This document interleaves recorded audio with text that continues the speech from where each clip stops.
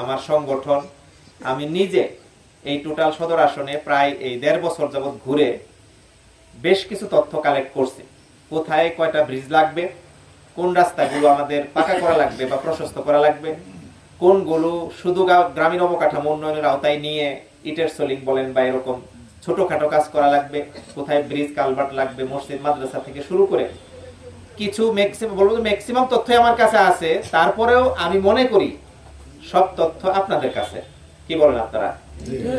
এই জন্য সর্বপ্রথম আমি সংসদে যাই কথা বলতে চাই, অথবা মন্ত্রণালয়ে কথা বলতে চাই, অথবা কোনো একটা ডিএল এটা লিখতে চাই, তথ্য লাগবে তো আগে নাকি? যে আপনারা নিশ্চিত জানেন যে এটা 100% বাস্তবায়ন হবে না, কিন্তু আমরা যদি এখান থেকে 90% বাস্তবায়ন করতে পারি, কি 80% কি 70-50% যদি বাস্তবায়ন করতে পারি, তাও আমি মনে করি যে এই বাংলাদেশে শেরপুর জেলায় এটা একটা নজির হয়ে থাকলো।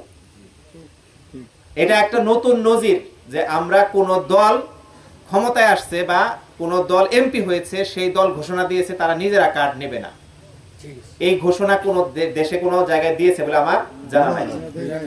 আমরা এই ঘোষণা দেওয়ার মাধ্যমে 100% বাস্তবায়ন করতে পারছেন আপনারা, আসলে এটা নয়, কিন্তু এই ঘোষণা দেওয়ার মাধ্যমে একটা মেসেজ দেওয়ার চেষ্টা করেছি সমাজে যে এরকম দলীয় বিবেচনায় এই কার্ডগুলো বিতরণ হতে থাকলে শেষ পর্যন্ত প্রকৃত যারা সুবিধাভোগী, যারা পাওয়ার কথা, তারা পাবে না। এটা 100% নিশ্চিত, এবং সেটাই কিন্তু এবারও ঘটলো। কি বলেন আপনারা? শেষ পর্যন্ত এটাই ঘটছে। আমরা এটা আজকের একটা ইস্যু না, আরো বহু ইস্যু আসবে, বহু কার্ড আসবে। একটা কথা আপনাদেরকে বলি, আল্লাহ আমাদের উপর রয়েছেন তো নাকি? এটা কি মুসলিমদের জন্য খালি আল্লাহ, নাকি মুসলিমদের জন্য? সকলের জন্য সৃষ্টিকর্তা মহান একজন রয়েছেন, তিনি তাদেরকে রিজিক দেন।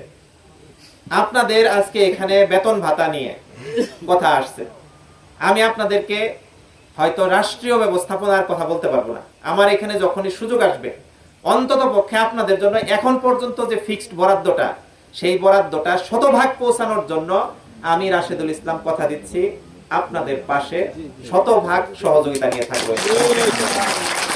আর এর বাইরে আপনারা যেমনটা বলেছেন সরাসরি এই পয়েন্ট ধরে, আমি এই জন্য আমাদের যিনি প্রশাসনিক কর্মকর্তাদের দায়িত্বশীল রয়েছেন ওনার প্রতি অনুরোধ রাখবে, স্পেসিফিক আমাকে পয়েন্ট ভিত্তিক কি কি ফরম্যাটে আমরা কথা বলতে পারি সংসদে, এই তথ্য ভিত্তিক আমাকে দিবেন। আমি সংসদে গিয়ে সরাসরি এটা উপস্থাপন করবো ইনশাআল্লাহ, যাতে আমাদের বেতন ভাতা যেটা আছে এটার যে বাড়ার যে প্রস্তাবটা আর কি, সেটা আমরা পেশ করতে পারি ইনশাআল্লাহ।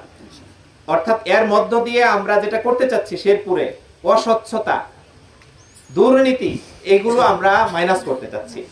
আপনারা আশ্বস্ত থাকবেন, আপনারা খুশিও হবেন ইনশাআল্লাহ। আমরা চেষ্টা করছি, আল্লাহ যেহেতু রিজিক দেন, আল্লাহর রিজিক কি করে আরো বাড়ানো যায় সেই দিকে আমরা চেষ্টা করবো ইনশাআল্লাহ।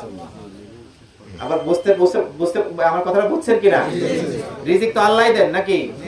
আল্লাহর রিজিক বাড়ানোর জন্য যে পন্থাগুলো, আমরা সেটা আবার উদ্যোগ নেব।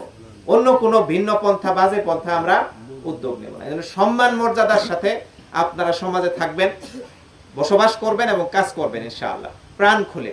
এবং এই ক্ষেত্রে আমরা সবাই যদি ঐক্যবদ্ধ থাকি, এখানে বারবার একটা কথা বলা হয়েছে, আমি দৃঢ়তার সাথে বলছি, আমি কয়েকবার প্রটেস্টও করছি এখানে। আমাদের দুলাভাই, আমার দুলাভাই হয় শামসুল সাহেব, উনি মেম্বার, বাজিত খিলা গাজীর খামার পাকুড়িয়া ধলা বলে কিছু নাই ভাই বলছেন, আরো মেম্বার সাহেব গাজী খামারের, বাজিত খিলা গাজীর খামার ধলা পাকুড়িয়া বলে কিছু নাই। এখানে 14টা ইউনিয়নে আমি হিসাব করে দেখছি 9টা ব্রিজ লাগে।